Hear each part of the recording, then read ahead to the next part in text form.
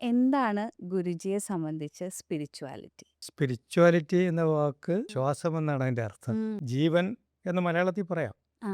അപ്പോൾ ഒരാൾ നമ്മുടെ മുന്നിൽ കിടക്കുന്നു, ആരെങ്കിലും പറയും ആള് പോയി മരിച്ചുപോയി ആ. എന്ന് പറഞ്ഞാൽ ഞങ്ങൾ എങ്ങനെയാണ് കൺഫേം ചെയ്യുക? കൈവച്ച് ശ്വാസമുണ്ടോ എന്ന് നോക്കും. ശ്വാസമുണ്ടെങ്കിൽ പറയും ഹേയ് ശ്വസിക്കുന്നു പോയിട്ടില്ല ഉം. എന്ന് പറയും. അപ്പോൾ ജീവനെയാണ് സ്പിരിറ്റ് എന്ന് പൊതുവേ പറയുന്നത്. പറയും. അപ്പോൾ സാധാരണഗതിയിൽ കണ്ണ്, മൂക്ക്, നാക്ക്, ചെവി, ഹൃദയം ഇതൊക്കെ നമുക്ക് അറിയാം. ആ. എന്നാൽ ഇതിനകത്തൊരു ഞാനുണ്ടെന്ന് അറിയാമല്ലോ. അതെ. ആ ഞാൻ ആരാ? ഈ ഞാൻ ആര് എന്ന ചോദ്യത്തിലെ ഞാൻ ആണ് പൊതുവെ അറിയാത്ത ആത്മാവെന്ന് പറയുന്നത്. ഉം. ആ ആത്മാവിനെയാണ് നാം ഇംഗ്ലീഷിൽ സ്പിരിറ്റ് എന്ന് പറയുന്നത്. സത്യത്തിൽ അത് വാക്കുകൾക്ക് അതീതമാണ്. ഇത് ആദ്യമേ മനുഷ്യനുണ്ടായ കാലം മുതലേ ഈ ചോദ്യം ഉണ്ടായിരുന്നു.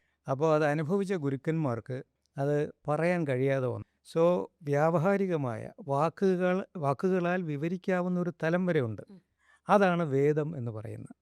എന്നാൽ അതിനപ്പുറത്തേക്ക് ഞാൻ എന്ന ഒരു അനുഭവം, ഒരാനന്ദം, അത് പറയാൻ കഴിയില്ല. അത് സിദ്ധമാകുന്നതാണ്. അപ്പോൾ ആത്മാവ് എന്നത് ഒരു അനുഭവമാണ്, ഒരു സിദ്ധതലമാണ്. അത് ഇന്ന് വരെ ആരും എന്താണെന്ന് പറഞ്ഞിട്ടില്ല, ഇനിയൊട്ട് പറയാനും പോകുന്നില്ല.